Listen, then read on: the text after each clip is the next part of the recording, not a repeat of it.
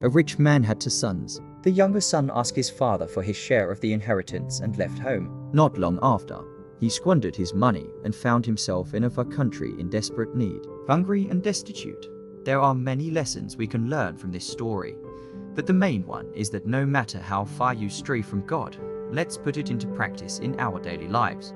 And don't forget to share with your friends and family. Until next time, we should learn to approach God like the younger son did, with humility and sincerity. Even if we feel unworthy, we should not give up on returning to Him, because He is always ready to forgive us and welcome us back. But we must also learn to be compassionate and merciful like the Father, welcoming and helping those who are lost and those who are far from God. He will always be there waiting for you with open arms when you decide to return. This is why Jesus told this parable. Many tax collectors and sinners were coming to listen to Him preach, but the religious leaders and the Pharisees complained that He welcomed sinners and ate with them. Jesus answered them with the story of the prodigal son, showing them that God's heart is full of compassion and mercy for those who sincerely repent and return to Him. He ended up in a pigsty where he was hired to feed pigs. He was so hungry that he would have gladly eaten the food that the pigs ate, but no one gave it to him, what he would have gladly have eaten. In his misery, he began to think about his father's house.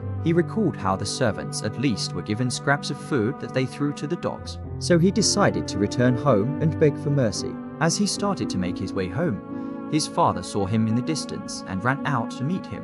When he saw his father, he fell on his neck and said, "Father, I have sinned against heaven and against you. I am no longer worthy to be called your son. Make me like one of your servants."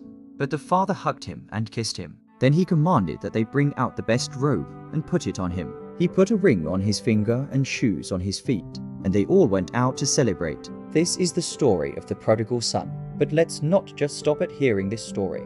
Don't forget to subscribe and click the notification bell so you will be notified when a new one is dropped.